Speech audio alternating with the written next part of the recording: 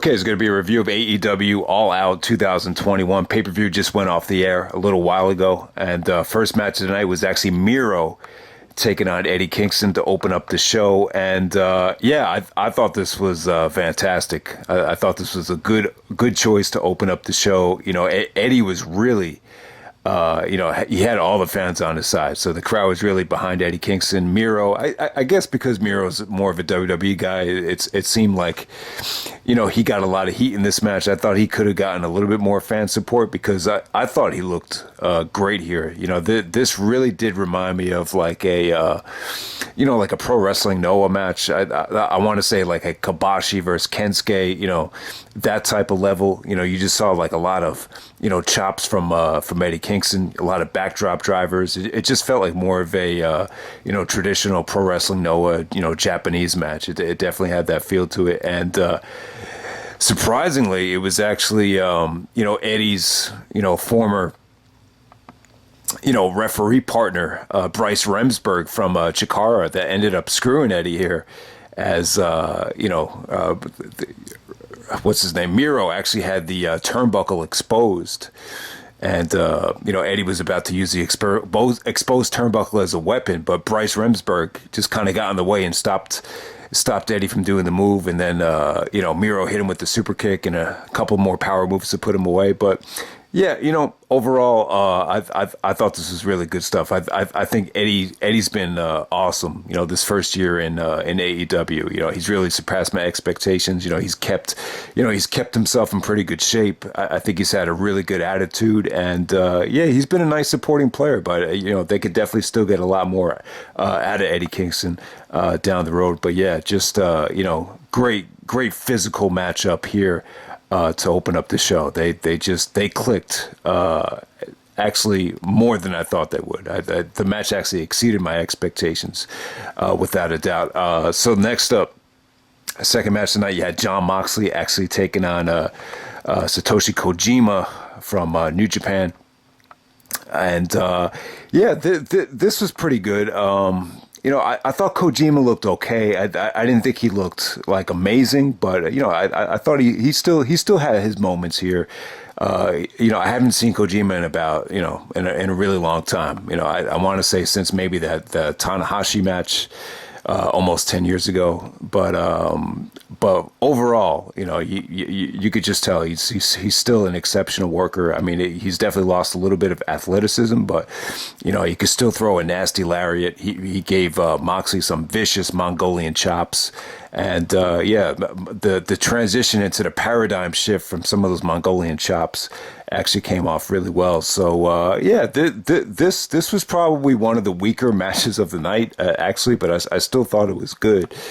And then you have Minoru Suzuki making a surprise appearance, and you just had Minoru and Moxley. What they did out there was just crazy. I mean, it wasn't an actual match, but they were just kind of stiffing each other. Eventually, Minoru actually gave Moxley his version of a pile driver. It looked nasty, so they're going to be having a match on Dynamite. Yeah, and it's funny because I was actually thinking about the Suzuki and AJ Styles match from a couple years ago.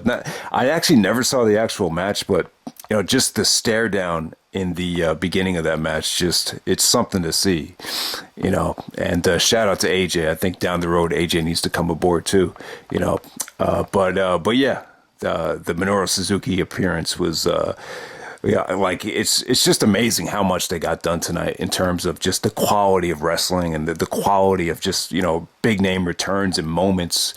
And, so next up you got, Dr. Britt Baker, actually taking on Kris Statlander. Yeah, I thought this was good. This was actually kept a lot shorter than most of the stuff, throughout the show. But they clicked. I thought Kris Statlander, got to show a lot of people what she could do. It was nice to finally see her wrestle a match without them going to a commercial break or a picture-in-picture type of thing. And I mean, she really looked impressive. Just very innovative offense from her.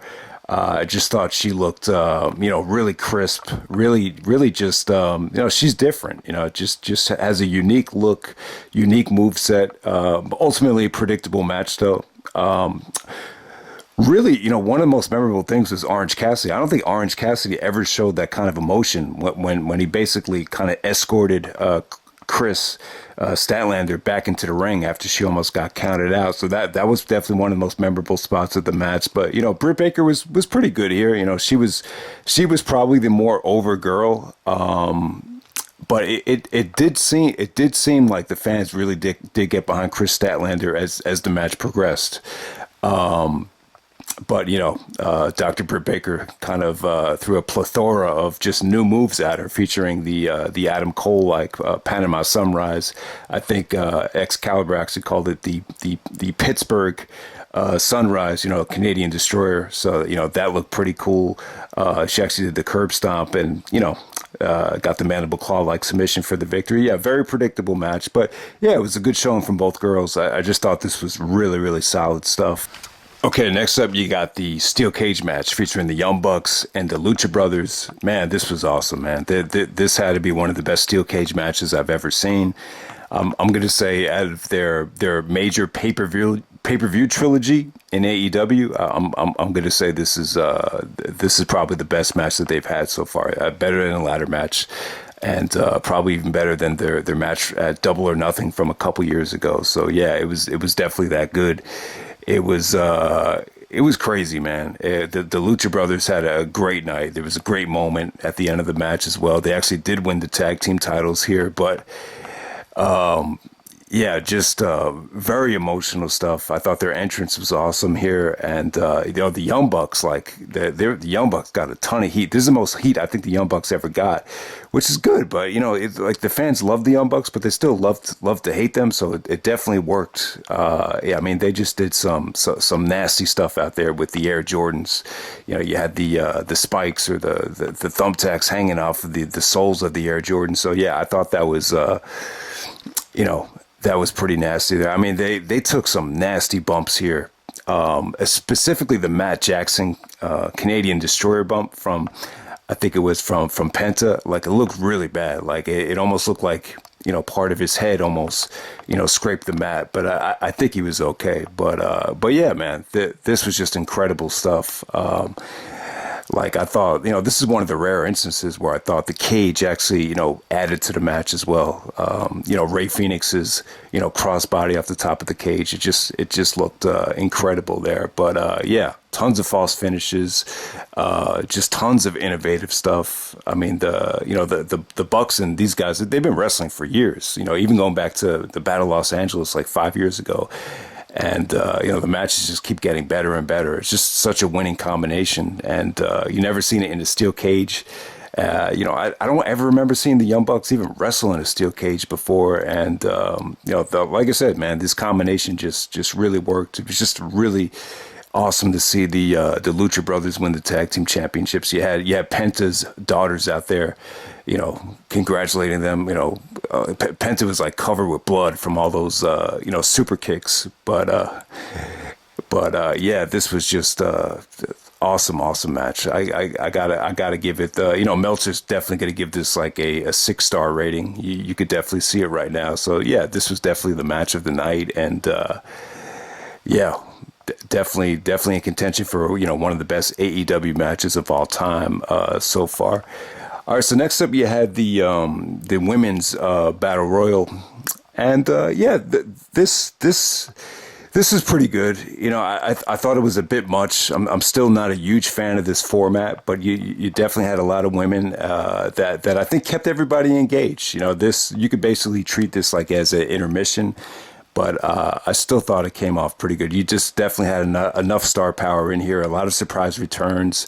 I'm going to say Ruby Riott, but Ruby Soho was actually the Joker at the wild card. So she came out last. She actually ended up winning this thing. But yeah, really good stuff between her and Thunder Rosa to end the battle royal. I just thought, you had a sprinkle of girls here and there that really gave good performances.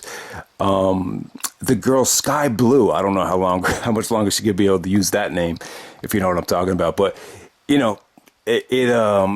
overall, I just thought you had Jake Cargill. You had a lot of different personalities there. I just thought the women's battle royal. I think everybody, even if you're not following AEW, not into all these girls. I think he saw a lot of potential out there, and just nice variety. So yeah, like I said, Thunder Rosa and that girl Ruby Riott.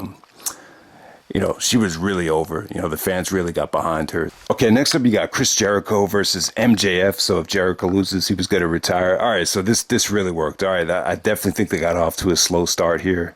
In some ways, while the actual match was going on, I was like, man, this is just, this might end up being the weakest MJF and Jericho match. But they were definitely pacing themselves, and they ended up having a long match. But it was good though, man. It was really something to see, And MJF was pretty good here. I thought he actually busted out a moonsault, onto the outside. And the way it was set up though, it definitely made sense. Jericho actually countered into a power bomb on the ring apron, so I thought that whole sequence was really good. MJF actually did do a power bomb off the top turnbuckle. And it's funny, like when he came down, he was selling it like he broke a bone in his ass or in his upper thigh. It looked kind of weird. I don't know if he was just overselling it. He was actually crying. So hopefully he was okay. It almost came off like he took like an accidental nasty bump, just like Christian did later on in the night. But yeah, I thought this was great drama though, man.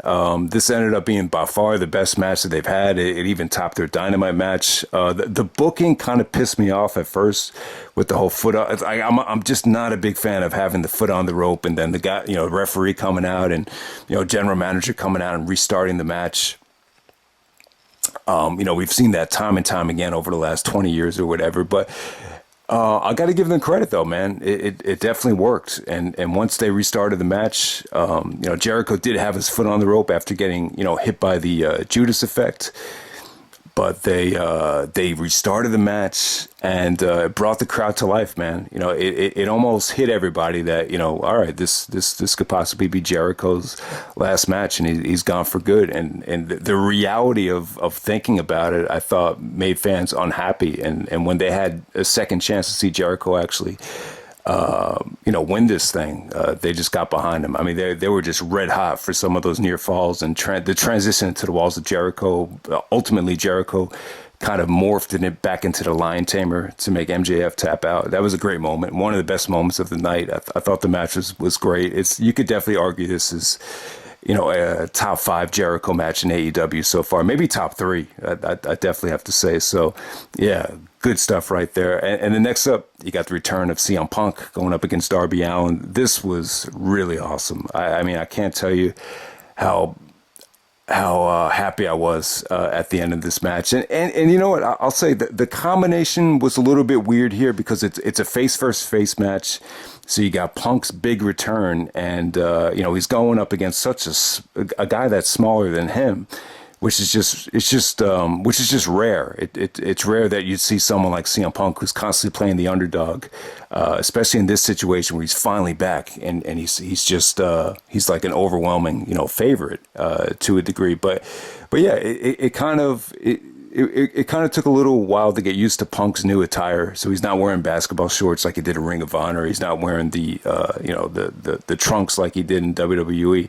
So he's just wearing longer tights. So I've never seen Punk wear that before. But yeah, by the end of the match, I thought Punk was great here, man. I really thought him and Darby had an incredible match. It seemed like Punk got more confident and comfortable as the match progressed. I thought Darby was exceptional here. He really seized the moment. Darby wrestled this match like Allen Iverson would play. Like he had that saying, like I play every game like it's my last game. Darby wrestled this match like this was the last match he was ever going to have. Like he looked like he approached the match with that mentality. That Irish whip into the turnbuckle, where he actually missed the turnbuckle and hit the ring post. That looked nasty.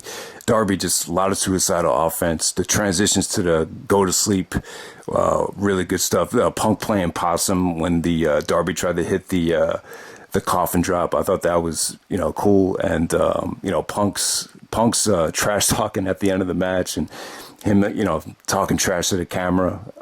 Yeah, everything. Punk just seemed at home.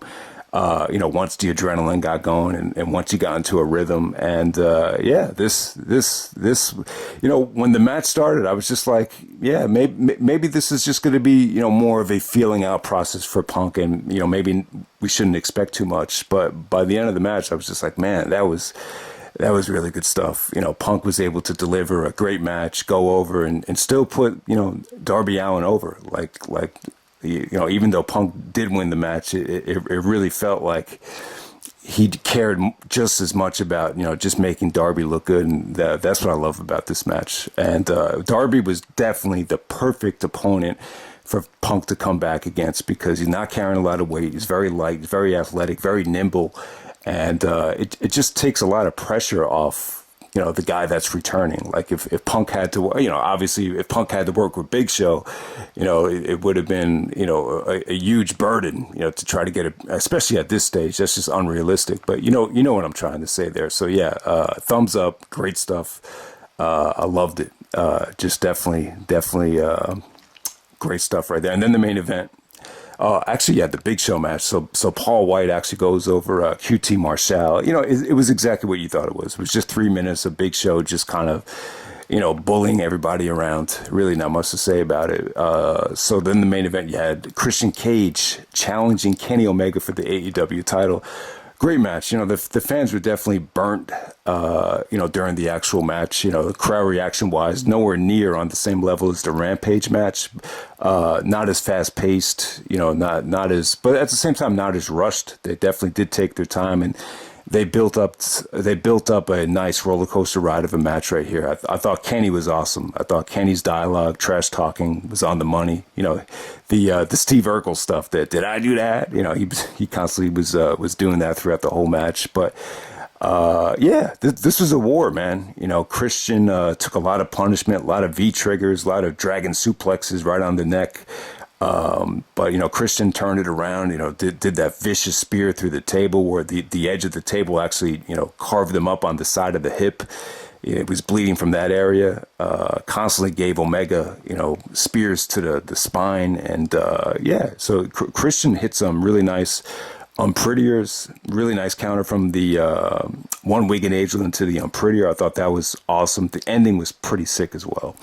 The match was awesome. I thought it ended up, being. I'll say it was better than the Rampage match. It definitely there is more of an unfolding story to this match, I thought. But both matches were great. I think these guys have great chemistry, and obviously one of the best spots of the night was Christian trying to do the Unprettier off the top rope. And then Omega actually counters it into the one-winged angel off the top rope. And as he's making the counter, you could see the crowd start to stand. And it was just an incredible sight. So, yeah, that was pretty awesome. So, yeah, Kenny Omega goes over Christian. You had all the guys from the Elite, the Young Bucks, and the Good Brothers, and Don Callis come out. And then the Jurassic Express comes out, try to make the save from the heel beatdown, and then Adam Cole comes out, and Cole actually sides back with the Young Bucks and the Elite. Adam Cole used to, be with the Young Bucks and PWG. I almost forgot about that, but yeah, to see Cole come out, I was a little bit disappointed at first. I was like, because you expected Danny Bryan, then like, oh man, it's Adam Cole coming out, but yeah, Cole actually turns heel. And, yeah, did not expect that. I thought it was very well done. Definitely does make a lot of sense. I definitely did not want to see Adam Cole come to AEW like as a full-blown babyface, especially in this climate right now. There's just so much going on. But, the way they booked it, it was definitely the way to go. It was definitely logical booking. So then all of a sudden, obviously, Bryan Danielson comes out to make the save, comes out with, basically the same theme that Sarah Del Rey had in Ring of Honor, that version of the WWE theme. And, yeah, it was cool to see Bryan and the Jurassic Express and Christian kind of, celebrate as the show goes off the air. And, yeah, just an incredible pay-per-view.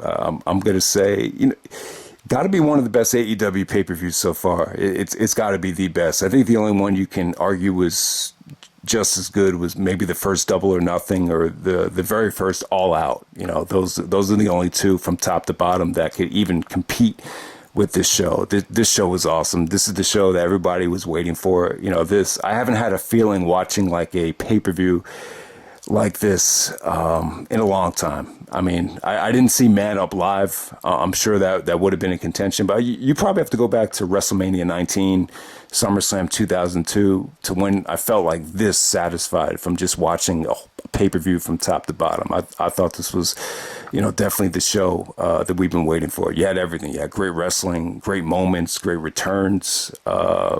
Can't say enough about it, man. It was well worth the money. And yeah, I just hope everybody enjoyed it. Definitely surpassed my expectations. I'm sorry that it's so late. You know, it's tough doing these reviews when it's like, you know, 1 a.m. or whatever by the time this is uploaded. But yeah, man, I thought this was, obviously I thought this was incredible. So yeah, definitely check it out if you haven't seen it yet. I think this is going to be an awesome, awesome year. It's just about time that, you know, and, I don't even want to mention, you know, what's going on in the WWE right now. There's nothing wrong with enjoying both companies, but, you know, based on what we know about, you know, a lot of the guys that we love that work for AEW, obviously this is just the best fit for a lot of the guys right now. And I just think everybody should just enjoy it. You know, I'll leave it at that. All right.